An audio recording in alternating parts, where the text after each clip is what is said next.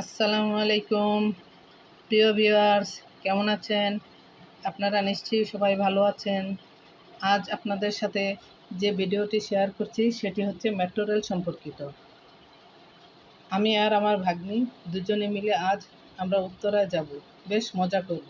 আমার ভাগ্নি রওনা হয়েছে সেই গজারিয়া থেকে, আসবে মতিঝিল মেট্রো রেল স্টেশনে, আর আমি যাব যাত্রাবাড়ি থেকে। ভাগ্নি যথাসময়ে মেট্রো রেল স্টেশন পৌঁছে 4টি টিকিট কিনেছে। ইতিমধ্যে আমার ভাগ্নি টিকিটগুলোকে পাঞ্চ করে আমার জন্য ওয়েট করছে, কিন্তু রাস্তার যানজটের কারণে আমার যেতে ঘণ্টাখানেক লেট হয়েছে। অতঃপর ট্রেনে ওঠার উদ্দেশ্যে সামনে এগুতে থাকলাম। মেট্রো রেলের ব্যবস্থাপনা দেখে অবাক হলাম। আমরা কি দেশে আছি না দেশের বাইরে!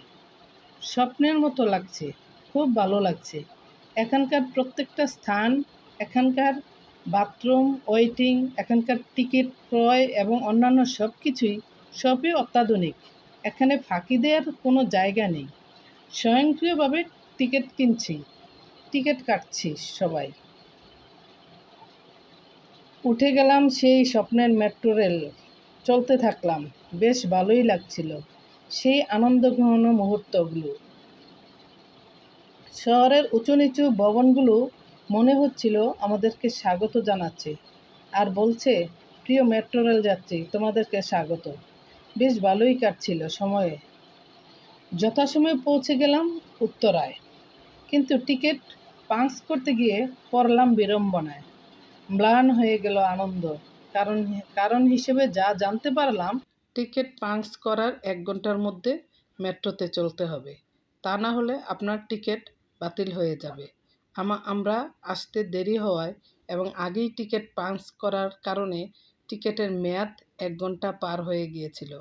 আসলে আমরা তা জানতাম না।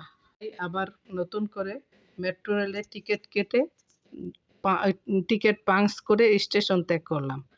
আপনারা যাতে আমার মতো বিড়ম্বনায় না পড়েন, সেজন্য আমার আজকের ভিডিওটি ভালো লাগলে শেয়ার করবেন, লাইক করবেন, কমেন্ট করবেন। আজ এ পর্যন্তই। আবারও আপনাদের সাথে কথা হবে অন্য কোনো ভিডিও নিয়ে। সে পর্যন্ত ভালো থাকবেন। আল্লাহ হাফেজ।